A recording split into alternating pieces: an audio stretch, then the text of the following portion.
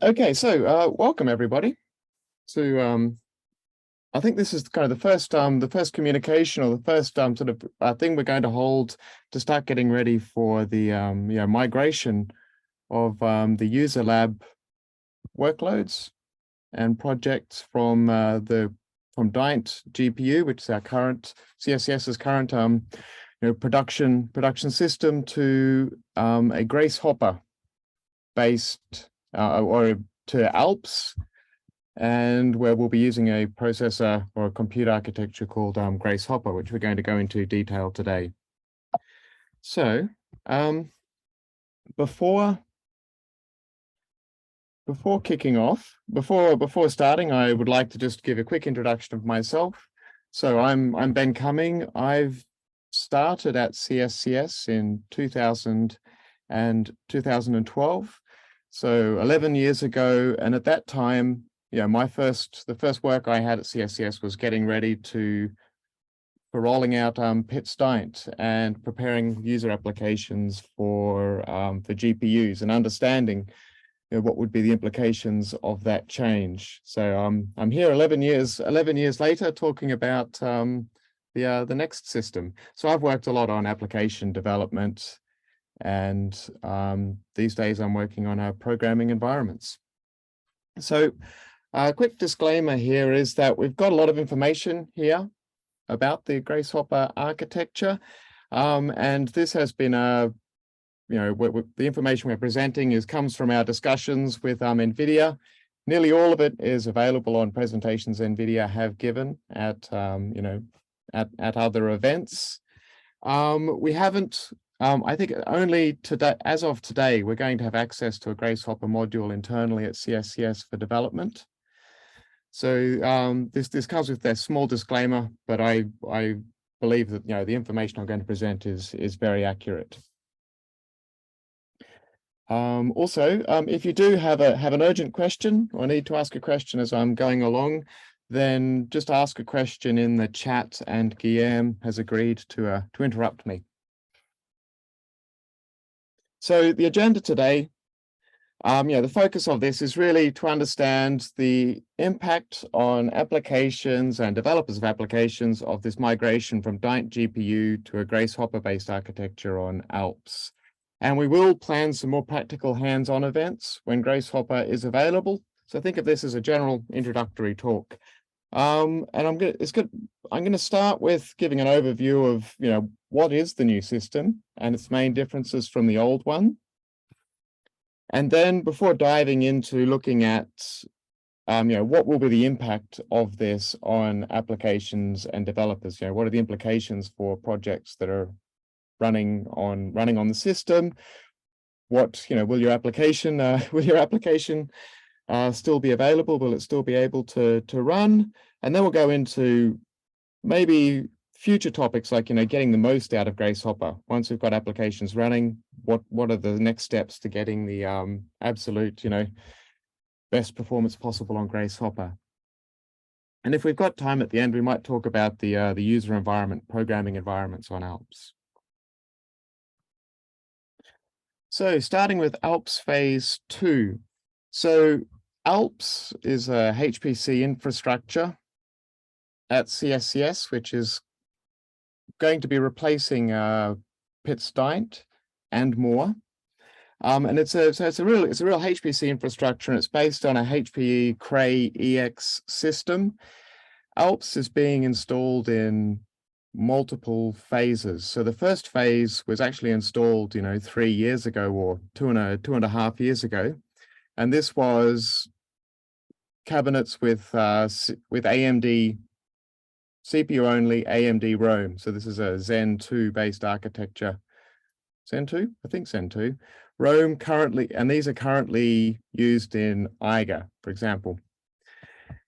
In 2022, we had phase 1, which saw a smaller number of GPU-based nodes, both NVIDIA A100 and AMD GPUs, as well as some AMD Milan CPU-based nodes were installed. And at the same time, we upgraded the network, the interconnect, to something called Slingshot 11.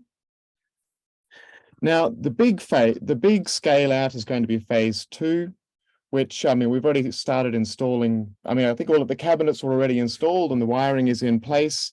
And in the last quarter of this year, we're going to be receiving the actual Grace-Hopper GPU nodes and installing them. And in Q1 2023, once acceptance has been passed, we will transition the user workloads from Daint-GPU over to the new Grace-Hopper based system on Alps.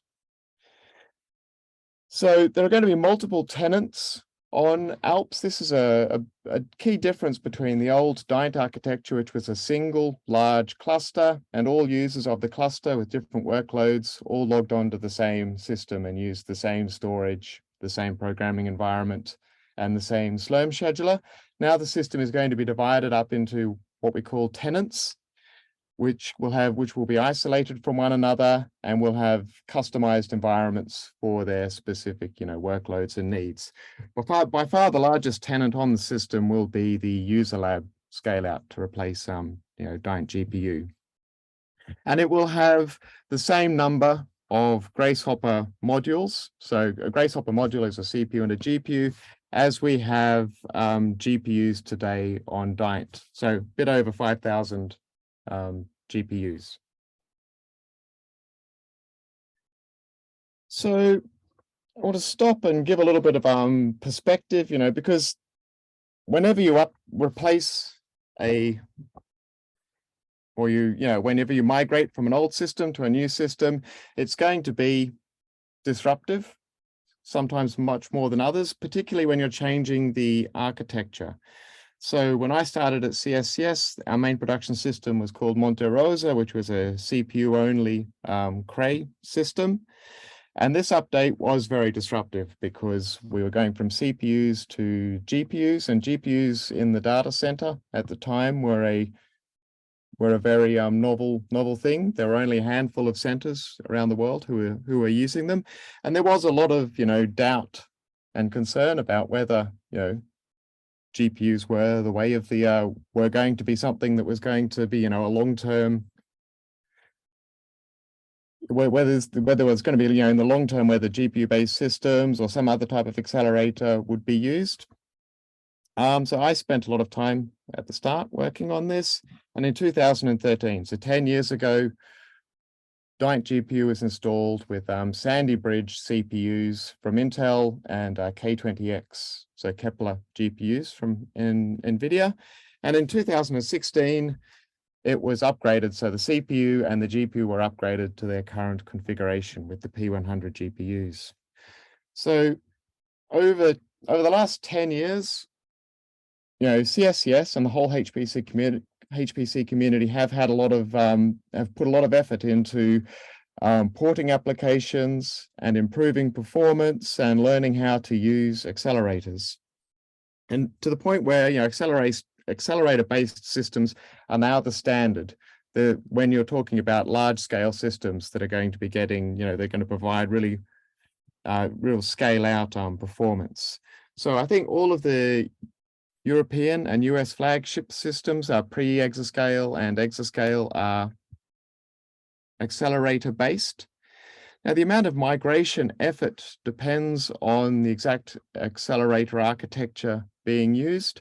So there's a large system in the US, currently the largest in the world is the Frontier system at Oak Ridge, and there they migrated from NVIDIA-based GPUs to AMD GPUs.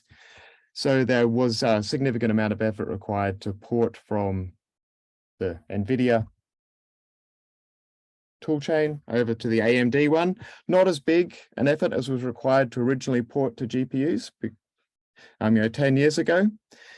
But I mean, I think importantly, and I think this is one of the key take-home messages from this presentation today, is that we don't expect to have any negative impact on application availability going from Daint-GPU to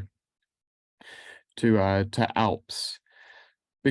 all applications that are currently running on Daint-GPU will run with little porting effort on Grace-Hopper because it's very, very similar architecture. There are some key architectural differences, which we'll go into later on, but it's not, we'll be sticking with the same tool chain and the same sort of GPU architecture. So I'll now jump into a bit more detail about Grace-Hopper and comparing the Grace-Hopper nodes and comparing and contrasting to Daint-GPU. So the nodes on Daint-GPU have got a conceptually fairly simple architecture. You've got each node has a single CPU socket, a Haswell 12-core CPU socket. They've got a single GPU with a PCIe connection between CPU and GPU, and one network interface card. Now we've got a photograph here of some of the nodes being upgraded. I think these are CPU only nodes. Couldn't find any GPU ones, but this is a whole rack. So this is actually 2 nodes here. Now, the ratio of having one CPU socket and one GPU per node made allocating MPI ranks relatively simple. Of course, it really depends on your workload. A lot of workloads were able to run with a single MPI rank per node, which had complete access to the CPU and GPU. Or if you had a workload that benefited from having where each rank struggled to fill the GPU with work, you could use MPS, the multiprocess service, to run multiple ranks on a node. So we do in Alps, we have installed some GPU-based nodes which have a single socket of x86 and then 4 GPUs per node. And this is a typical configuration when you are on accelerator-based HPC systems. We're typically seeing more accelerators per node than CPU sockets, which means that you do have to take more care in allocating, partitioning your CPU up and making sure that you correctly assign parts of the CPU to the GPU. The Grace-Hopper is a little bit different in that the basic building block for a Grace-Hopper-based system is the Grace-Hopper module, which is a single CPU socket and a Hopper GPU on the same module, with all of their memory self-contained. So the CPU, GPU memory are all on that module. So you can think about these as, they're a bit like, you can conceptually think about them as like being like a current node on Daint-GPU. One of the key differences, and we'll go into quite a lot more detail about this later, is the cache coherence NVLink between the host and device memory. So the memory access between CPU and GPU on a module is much improved over what we've got today. And then we'll have one network interface card per module. Now each node, a key difference here is that each node will have 4 of these modules. So we'll have 4 network interface cards, 1 per module, and we'll have 4 of them per node. And all of these nodes will be connected with a cache coherent memory link. So every CPU will be able to access memory on other CPUs and GPUs, and every GPU likewise will be able to access all other CPU and GPU memory on the same node in a cache coherent way with very high bandwidth, 500 to 900 gigabytes a second, depending on where which component is accessing which memory, which means that you can think of these as being like a small cluster with very high connectivity between them if a workload can be made to fit on a single node. And then we have the network for communication between multiple nodes. Now, there are 2 super chips being released by NVIDIA based on the Grace CPU architecture.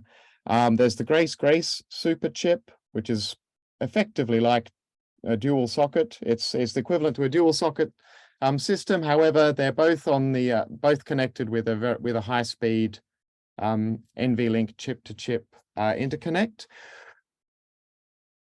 The Alps phase 2 scale out will not have Grace. It's going to be purely a Grace-Hopper based system. So CPU plus GPU. And we've got this schematic here shows, so we've got a much higher bandwidth connection and memory coherent connection between the CPU and GPU, which have got their own separate memory spaces. So there are their own separate memories. So the GPU has HBM, so high bandwidth memory, version 3. It'll have 96 gigabytes with very high memory bandwidth for the GPU accessing that memory. And the Grace CPU will also have its own memory. On our system, it'll be 128 gigabytes of low power DDR5 with a very high memory bandwidth relative to what we have today.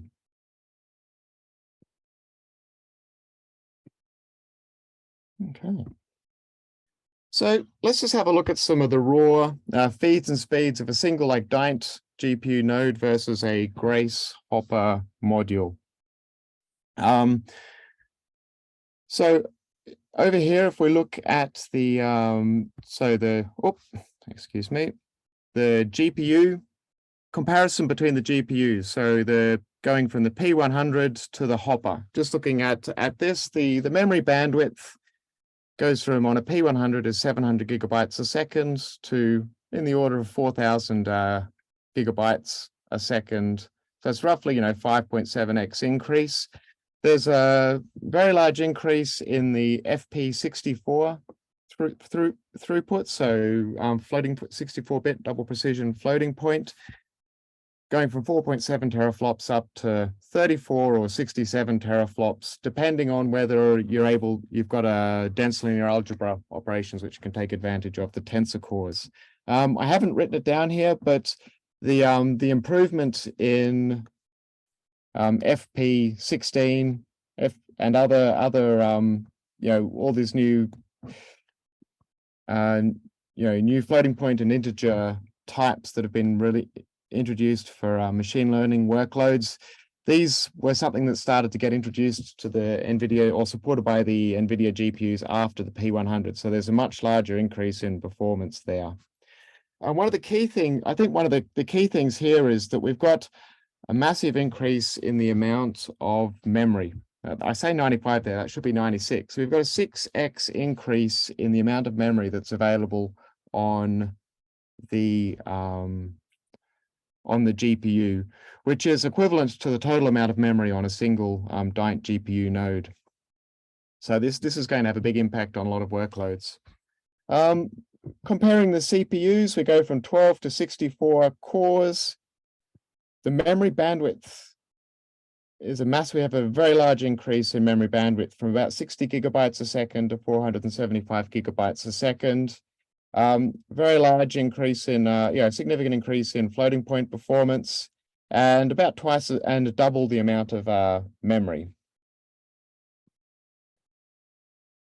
Now, and in terms of like data movement, if we want to move information between CPU and GPU or between nodes, on Daint-GPU, we had a PCIe connection between the CPU and the GPU, which was limited to 22 gigabytes a second bidirectional bandwidth. With the Grace-Hopper modules, we'll support something like 480 gigabytes a second bandwidth, actually measured between the two. So this is a 20x increase. It's also cache coherent. So CPU and GPU can read from one another's memory without having to do explicit transfers of the data. So this is going to be I think this will be one of the key benefits of moving to this architecture. And a new thing is communication between devices or between GPUs that are on the same node. We're going to have this NVLink, 900 gigabytes a second NVLink between GPUs, the 4 GPUs that are on the same device. And I made a cut and paste error here. But the bandwidth, the bandwidth between the nodes will increase from about 11 gigabytes a second to 23 gigabytes a second. This will be nothing to do with the GPUs or CPUs. This is the new Slingshot 11 interconnect compared to the old Aries interconnect that we had on Daint. So the Grace-Hopper module, when you look at each one of these individual, feeds and speeds, delivers between 5 to 10x improvement across the board. But of course, real-world applications are more complicated than just simple measurements. So the actual speed up might be less than 5x or higher than 10x, depending on the actual the nature of the existing bottlenecks in applications. So the Grace CPU concept, this is maybe the largest difference, or one of the biggest difference. It's an ARM-based CPU, and it's going to be based on it's based on the ARM Neoverse V2. So this is a high performance architecture from ARM. And one of the nice things about this is that it's based on the ARM reference implementation. NVIDIA hasn't gone and done any really NVIDIA specific extensions to the architecture, which means that support across the different compilers and tool chains will be very very consistent. So just looking at the Grace, just the performance of the CPU only, which isn't a massive concern for us with for most GPU-based workloads. And I just want to say that these results are based on early engineering samples of the Grace CPU architecture. So the final results might look a little different.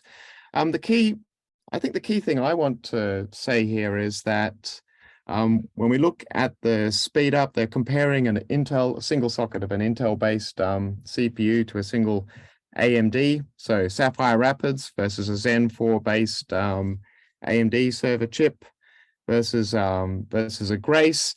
And you see that the AMD and Grace CPU socket are both significantly faster than the Sapphire Rapids, and they've got roughly, more or less equivalent performance. So the important thing here is we're going to have one quite powerful CPU for each GPU, and it's going to be a very capable CPU. So we definitely don't lose anything, and we win quite a few things actually by moving to the ARM architecture. Obviously, the performance per watt is much higher on this on the ARM CPU for a variety of reasons, which isn't such a concern for end users because you get your allocations in node hours, not in kilowatt hours. But from a HPC center's point of view, this is quite important. So the next thing I want to look at is application readiness, which is really, will applications be ready? We've got a lot of applications and workloads running on Daint-GPU. I certainly can't give you an overview of every single application. And also the silicon hasn't been around for testing and validation for very long. So internally, NVIDIA have only been able to focus on a subset of the applications out there. So I thought maybe the best way to talk about support would be to look at the list of CSCS supported applications from our service catalog. So I've got a list of applications here that we support at CSCS, and I wrote to NVIDIA and asked them, what's to rate each one of the applications. Give it an A if it's been tested, validated, and we're seeing good performance on the Grace-Hopper architecture internally.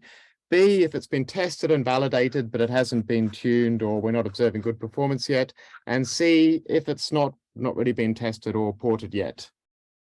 And the feedback was that Amber, Lamps, NAMD, CP2K, and GROMAX have all been tested and validated, and they're running with good performance. Quantum Espresso has been is basically it's been ported and they're waiting for a performance bug fix and expect to get very good performance there. CPMD has been tested, but performance analysis hasn't been performed. VASP is the only one that has a C. It's been run on ARM and H100, but I don't know if any effort's been put into really porting or tuning it yet. It's important to note that any machine learning and AI frameworks, those are all the highest priority for NVIDIA, and they will no doubt have very good support. A lot of other key applications for users on our system, like Icon and OpenFOAM, have already been tested and tuned. I just wanted to look at this subset of applications here, the CSCS supported applications, to give an indication of what's the current status today. And remember, we're still over 6 months away from actually going into production with the system. So we'll see, CSCS will do a lot of work on testing and tuning applications, as will the NVIDIA and the wider community between now and then. So we will soon, as of this week, internally at CSCS have access to a Grace-Hopper module where we're going to start testing and preparing. The most likely cause of issues will be moving from the x86 to an ARM CPU. And I think this will actually impact a very, very small number of applications. We've already done some evaluation on AWS. They've created a processor called Graviton 3, which is a Neoverse V1 processor. So it's the closest thing you can find in the wild to a Grace Neoverse V2 processor. And we were able to compile our applications just fine. And, there were a few rough edges, because this is a relatively new architecture, some spec packages and compiler flags needed to be updated, but nearly everything ran. There were a couple of spots where we had to do a little bit of extra work, and these were where people have put x86 specific code in the application, which again, when we're talking about applications which we're porting to run on, which are targeting a GPU-based architecture, there's not such a need for this low-level CPU-based CPU side optimization. But there was, if there are any x86 intrinsics or inline assembly, these can cause problems and should be removed or replaced. And also some applications call hard code, linking in like Intel MKL for BLAS, LAPARK, FFT operations. OpenBLAS and Bliss will provide full BLAS, LAPARK implementations for Grace. I know that NVIDIA are working very hard on providing first-class performance on these, as well as libraries like OpenFFT. So we might have to go through and remove, if some applications have got hard-coded dependencies on the Intel MKL libraries. This is time to start looking at can you also call something like OpenBLAS or Bliss. So I think applications that are running on Daint-GPU today, to get them to start using Alps GPU, they won't require significant porting. There might be some fixes and tuning required for applications, but we're going to get very good performance out of the box. That said, there are some, benefits of the new architecture that mean that some applications could get a much larger speed up if we do some more kind of optimization or tuning for the new host device memory model. So when you're talking about, what will be the impact on application performance, there are kind of 3 categories of GPU accelerated applications. They're the ones that have been fully GPU accelerated, where all of the key data or large data sets and computational kernels have been ported to the GPU and effort has been made to keep the work on the GPU to minimize data movement. There are some which have been partially GPU accelerated, and then there's what we'll call coherently GPU accelerated. And I'll go into some more detail about these now. So fully GPU accelerated applications are ones where a lot of time and effort has been put into moving everything onto the GPU so that the CPU performs very little computation, and we've minimized the number of data transfers. And here I would expect, you know, Grace-Hopper or x86 plus Hopper to be roughly equivalent, because the performance of the CPU or the transfer, you know, speed between CPU and GPU won't be a significant bottleneck. There are many applications, though, that are partially GPU accelerated. And sometimes this is because not all of the people haven't had the time to move all of the features from CPU to port them to the GPU. Sometimes because, you know, it's some of the algorithms or features are just very difficult or impractical to port to the GPU. So there's quite a long tail of, you know, applications. Some of them are key large applications which still perform quite a lot of work on the CPU as well as the GPU. And there are two types of key bottlenecks that we can observe there. One is the bottleneck of moving information from CPU memory, host memory, to GPU memory. So remember, we've got on PITS-Daint today, we've got a very narrow pipe, you know, 22 gigabytes a second bidirectional to move information between CPU and GPU. Whereas on Grace-Hopper, we're going to have, you know, a much fatter pipe, you know, roughly, you know, I think it was roughly 20x improvement in bandwidth. And also the other ones are CPU limited, where the work that is performed on the CPU actually contributes a significant part of the time to solution. So to understand, you know, the impact on these applications, we can look at, you know, the memory access. So the Hopper GPU has HBM3 memory attached. Here we've got some internal some measurements provided by NVIDIA on early silicon for the memory bandwidth. So they measured memory bandwidth, like real world memory bandwidth of 3,700 gigabytes a second. So this is a very high bandwidth memory, the GPU accessing its own memory, and this is what we're familiar with. You know, the GPU has got very high bandwidth memory access. On the CPU side, the CPU has measured here, we've got 475 gigabytes a second, which is a massive increase in memory bandwidth for CPU accessing its own memory over the 60 gigabytes a second we had on the Haswell processors on Daint-GPU. And the key difference here is, but the really new feature is that we've now got the same memory bandwidth that the Grace CPU has with its own memory is also available to the Hopper GPU reading from the CPU memory.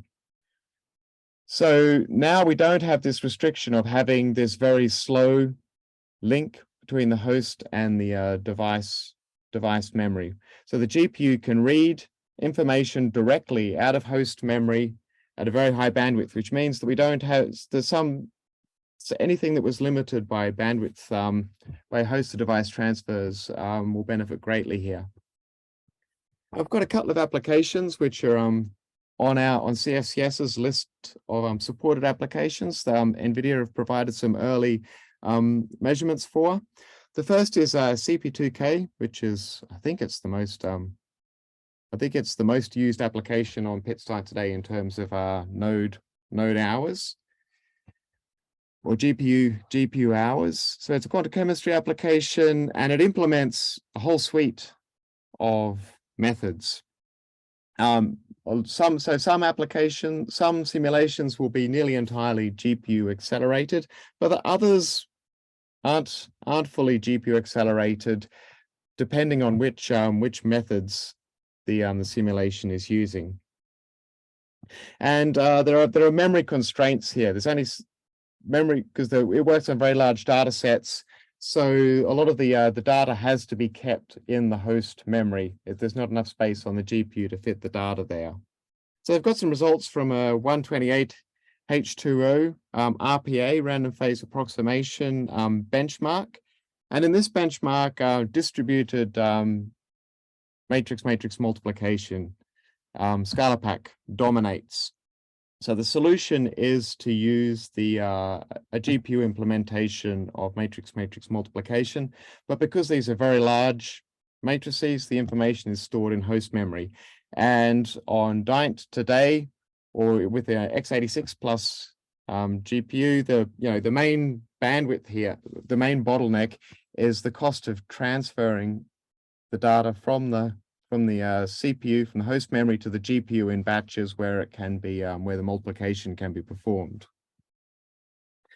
So you can see going from a x86 CPU with an A100 GPU to a H100 GPU, we get, it's a bit over 2x speed up, which is quite good. It's what we might hope for going from one generation of GPU to the next. But on Grace-Hopper, there's a much larger speed up, and that's because going from A100 to H100 on x86 doesn't remove the main bottleneck, which is the cost of transferring from, or doesn't remove one of the main bottlenecks, which is the host device memory transfer. Whereas this has been optimized significantly on Grace-Hopper. So now on this benchmark, NVIDIA are reporting a 4x speed up. And they provided the output of a profiling tool, NVIDIA Insight. And in green here, we've got the host to device memory transfers, and these are much these have been optimized. It's interesting to point out that the GPU kernels aren't running any faster on Grace-Hopper, or they're a little bit faster on Grace-Hopper compared to x86 plus Hopper. It's the memory transfers that have been optimized here. So I can see there's a question in the Q&A. Okay, so yes, there was a question about CP2K RPA. So what library was used to perform the distributed matrix multiplication, Cosma or ScalaPack library?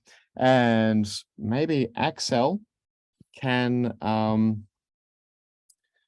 I don't know if he knows anymore, but I do believe this is an implementation of ScalaPack that has been worked on internally by NVIDIA.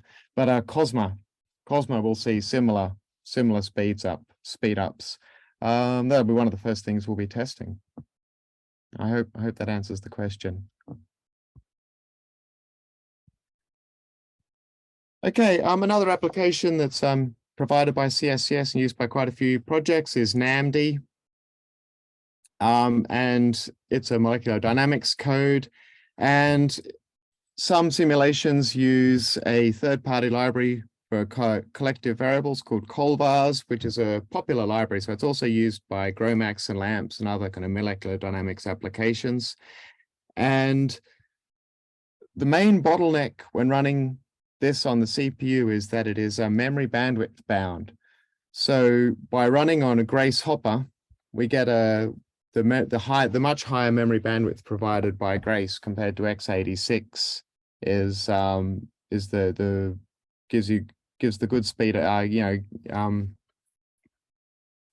gives us better performance than we would get just from going from x86 with A100 to x86 plus H100. So I think, these two applications have demonstrated that for certain applications which haven't been fully ported to the GPU, these kind of partially GPU accelerated applications, Grace-Hopper will be a real benefit. There's a third class of accelerated application, which NVIDIA have coined coherently accelerated. And these are applications where optimizations have been performed on the application for coherent architectures. So for architectures where CPU and GPU have coherent memory access with very high bandwidth between memory spaces, or where CPU and GPU share the same memory. So these These applications will, use all the available system features. We'll have much more fine-grained synchronization primitives. We'll now be able to use things like mutexes, locks, standard synchronization primitives, instead of having to use kind of clunky API calls and CUDA events to synchronize the work. And what we'll see is, I think we'll start to see a reverse offload, where some parts of the application which were moved to the GPU because they had to be moved to the GPU to minimize data movement, but which were difficult to run on the GPU or just much easier or faster to run on CPU, we'll start to see these migrate back to the CPU. And we'll start to see optimizations based on this new set of, parameters. I think, we made our optimization decisions in the past based on certain parameters like, capacity of host and device, memory, the bandwidth between them. And if these parameters, these have really changed in the new, in Grace-Hopper. And also AMD are releasing an architecture that also has this type of memory, coherent memory model. So I think these parameters are changing, and some of the optimizations that we made in the past will be revisited so that we can get the most out of the architecture. So this is a new model, and this optimization and tuning is going to occur over a longer period of time. So just a few final notes. I haven't mentioned machine learning AI users, and this is the group of people I lose the least amount of sleep over, because they're going to get the biggest boost, certainly on the system, because features like tensor cores and lower precision types were first released on V100. So after, more recently than the P100 GPUs, the Pascal GPUs we have on Pitts Daint. And the brutal truth is that the machine learning AI software ecosystem is a much higher priority for NVIDIA than the HPC community. So we can be guaranteed that they're doing everything they can to make sure that all of those libraries and that community is well served. The one thing that CSCS will really have to focus on is ensuring that we can have internode scaling over Slingshot 11. So Slingshot 11 is the network, the new interconnect type on Alps. And this will be something that this will be something different that NVIDIA aren't explicitly working on, and we'll have to make sure works. So I'm kind of going over the points here. So there is really, the question is, will migration mitigate the main bottlenecks that you currently on applications on Daint-GPU? And it really depends on, where are the bottlenecks. If memory capacity on the GPU is the bottleneck, we've now got a 6x increase, up to 96 gigabytes of memory per GPU. So we might be able to squeeze workloads onto fewer GPUs, maybe a single GPU or a single node with 4 GPUs. We might be able to leave some of the data on the host and access it using directly from the GPU using NVLink. If host device migration of data, the PCIe link is the bottleneck, then this overhead without any code modifications will be reduced by the new host device connect NVLink. But there will be more opportunities to start thinking about maybe not transferring data and just accessing it directly from the GPU, or the other way around, depending on what's needed. If density or algebra or memory bandwidth are your bottleneck, well, we're going to see a big improvement in those generation on generation. That's an easy win. And the final, more subtle concern is, what if there's not enough work for a single GPU? So even on a P100 GPU, there's quite a lot of parallelism available there. And if you can't provide enough parallel work to occupy all of the cores on the, to provide enough in-flight threads to keep the GPU busy, you won't get the peak performance. And increasing the size of the GPU won't do anything for that workload, because this is just bound by the amount of parallel work that's available. And I think one of the nice features of the new Grace-Hopper architecture is there's going to be much more fine-grained control over partitioning the GPU up into virtual GPUs. So we'll be able to, for example, partition up the on the left over here, you could, for example, partition up the CPU, the Grace CPU, to have one job using a subset of the Grace CPU and another job using a subset of the CPU and GPU, and the whole GPU, or we can partition up the GPU into like mini GPUs, what will look like conceptually like mini GPUs, and allocate a subset of cores, a subset of cores to these. So we can, if we have workloads where you might be able to run many small jobs, each of which doesn't require the full resources of a GPU, where there are going to be some opportunities here for finding a way to fit multiple of those jobs onto the same device. Okay, I see I've got another question here.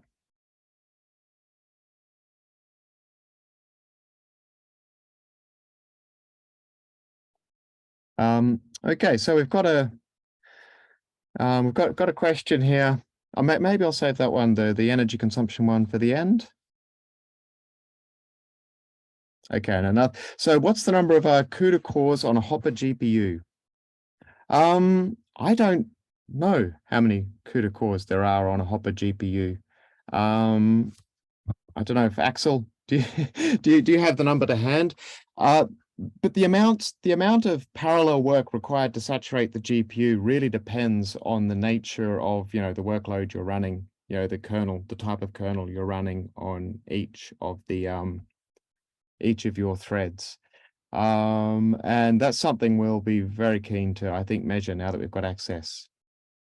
Okay, I've got a question. Will there be Grace nodes on Alps? The answer to that is no, we don't plan to at the moment have Grace nodes. It'll be Grace-Hopper only. Okay, so our final topic I want to touch on is programming tool chains.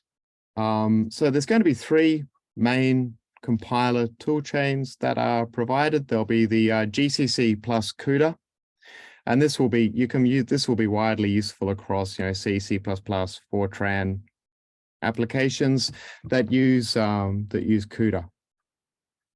Using the NVCC compiler. We will also have the NVIDIA HPC software development kit, the SDK. And this will be a hard requirement alongside the Cray compiler toolchain for applications that use OpenACC or OpenMP offload for the GPU, which are primarily Fortran applications. So we've got, for example, some large weather and climate applications like Icon, which rely on Fortran and OpenACC. And for these, we'll need the NVIDIA HPC SDK. So I think you can expect to have these tool chains will be provided with robust support on day one. And over time, over the lifetime of the system, I think it'll be really interesting to see the development of these different tool chains. There will also be Python frameworks, which weren't really a thing when we first put PITS-Daint on the first installed PITS-Daint, but now they're very important for a lot of workloads, particularly machine learning ones.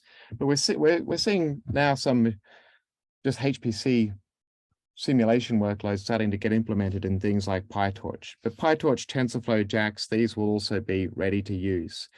We're also going to provide the Cray programming environment, but alongside the Cray programming environment, we're going to provide a new way of interacting, a new type of programming environments that we call them user environments. And it's going to be different from the current, approach that we have on PITS-Daint, which I'm sure everyone here is familiar with, where you SSH onto the system, then you load some modules. So all of the software is installed and available on a shared file system. You load some modules that access either the Cray provided tools or the extra tools and libraries that CSCS provides. And then everybody uses the same, storage and job scheduling resources. So this kind of one-size-fits-all model. We did a user survey a while ago now, and we asked people, what could we do to improve the HPC environment? And we got different types of answers. We got some answers from people who are unhappy that, they would like us to keep older versions, or once an environment is set up, to maintain it for a longer period of time so they don't have to recompile their applications, or they, once something's working, we don't want to break it. We've got some people who were quite happy with the environment, and we had other people who were said that they would really like to have the latest and greatest, that they're missing the, latest versions of libraries and compilers and tools. And if we're installing everything on top of the Cray programming environment, this can be very difficult to meet everybody's needs, because the Cray PE is a very large, complicated tool chain. And if we build software on top of it, and then we have to keep updating the Cray programming environment, it gets updated every 3 months, then this means that it's very difficult to provide a really stable foundation that doesn't change over time, doesn't break people's workflows.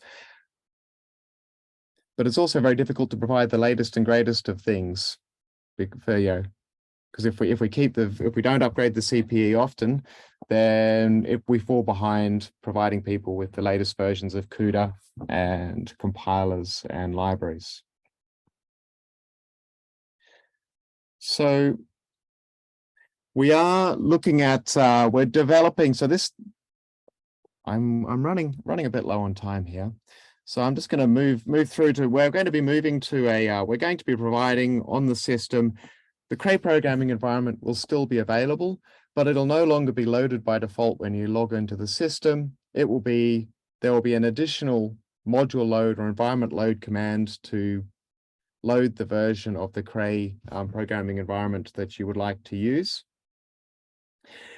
Additionally, we'll have programming environments which are completely independent of the Cray programming environment, which are much more targeted. They provide, for example, a single compiler, a single version of the different tools and applications needed, for example, to provide GROMACS or CP2K, or to provide a programming environment for people who are developing in a particular area, like weather and climate, or material science or molecular dynamics. And each of these environments are basically deployed as a single compressed file. And they're all independent of one another, so we can keep old versions around and also provide updated, more regularly updated versions, depending on the requirements of different users. So, okay, we've got 5 minutes left. So I'm just going to skip over this stuff in the interest of time, saving time. We're going to start doing some work. We're going to do workshops in this later on in the year, but we're going to have, for these programming environments or user environments that we provide to individual groups or to user communities, we're developing a full set of Slurm integration, CI/CD for providing stable versions, and as well as the most up-to-date versions. We're providing Cray MPitch, so the Cray MPI implementation is packaged into these environments, but it's completely independent of the Cray programming environment. And we're going to provide environments also that work with Python and Julia. And the recipes for the environments we provide will be available in our Git repositories, and where users can come along and use those as the basis for building their own environments. And these are currently being used in production by one of our tenants on the system. So sorry for rushing through that last bit a bit quickly, but we're coming towards the top of the hour. So I'm going to finish the presentation here and open up the questions tab.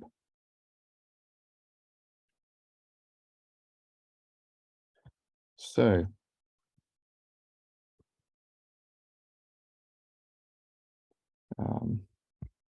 let's have a look.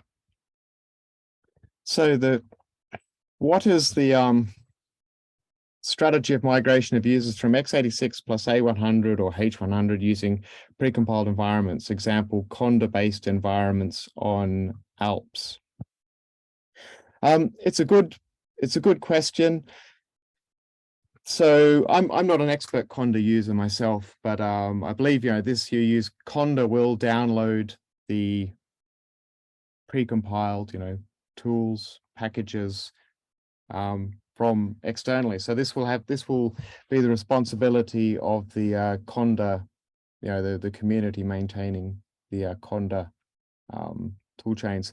We'll start testing this straight away. I don't know what the strategy of the Conda community is, and we might look at what sort of support we can give for that at CSCS, whether we can provide Conda packages. So another question is, will there be x86 login nodes or an x86 fallback solution? I'm worried about non-HPC codes used for analysis and visualization. The exact solution for x86 for login nodes, this is not something, I don't think we have finalized exactly what we're going to do for login nodes, whether they will be also Grace-Hopper nodes or whether x86 login nodes will be practical. Non-HPC codes for analysis and visualization. I mean, the Grace CPU socket will be a very standard CPU. I think most of your analysis and visualization, not just HPC workloads, but all workloads, I don't foresee that we're going to have problems with compiling your standard analysis and visualization and Python tool chains to the ARM CPUs. Will we receive the slides afterwards? Yes. Guillaume, I suppose you can. I don't know exactly how we'll do that, but I can definitely share these slides. I can take care of that. Yep. Are the simplified recipes publicly available?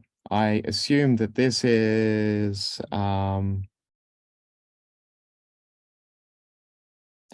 in reference to the software stacks. Yes, they're in a GitHub repository. They will be available along with the tool. Can I show the SPAC slide? I assume that means you actually want to go back to the slide about SPAC. Let me just oops.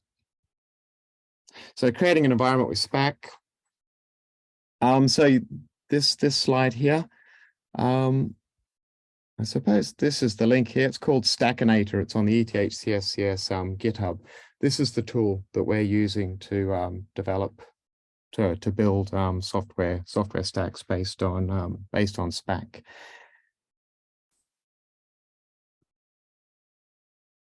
Okay. We mentioned SPAC. Is it mandatory for all users to build their codes with SPAC now? No, it's not mandatory. SPAC is something that we're going to support SPAC as the preferred way to install software.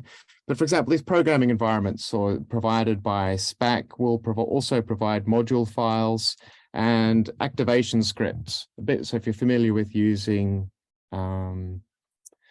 pip, starting a pip environment, you source an activation script, or same with Conda. They will also provide that sort of interface. So they'll provide a SPAC interface for integrating with SPAC. They'll provide module files, and they'll also provide what we call file system views, these activation scripts. So no, we won't be mandating for users to build their codes with SPAC.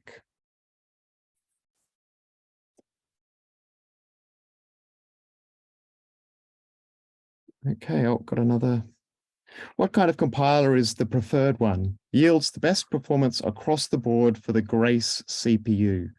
It's a really good question, and this afternoon is the first opportunity I'm going to get to sit down and actually start playing on a Grace CPU. So I don't have any practical experience yet. I think you're going to see, but I suspect NVIDIA might tell you differently, but I think that the GNU compiler toolchain will provide very robust support, because this isn't an exotic extension of the ARM processor architecture, like let's say the Fujitsu A64FX chips that are used in the Fugaku system are. It's very vanilla flavored ARM CPU. So I think GCC, but also the NVIDIA toolchain, and I know that Cray in their compiler toolchain, they've been investing a lot of effort into updating it to making sure that it's ready to provide full support for features like SVE, which are provided by this CPU. What kind of parallel programming framework? OpenMP, OpenACC, MPI only, CUDA is well supported. I think MPI, CUDA will be very well supported. HIP, I mean, OpenCL is not well supported as a general rule, as a portable framework. HIP, I don't know. I would assume that MPI and CUDA will be well supported. OpenACC will be well supported, particularly by the NVIDIA Fortran compiler, because they've got existing applications using OpenACC. OpenMP offload, we're seeing that slowly improve in the quality of implementation. I know the Cray and NVIDIA toolchains will provide OpenMP offload. But I don't know if OpenMP offload is fully ready for prime time yet. I think these things will evolve over time. But there are also other frameworks, based on Python frameworks, for developing on GPUs. Okay, I think I've got all the questions have been answered, and it's now 12:03.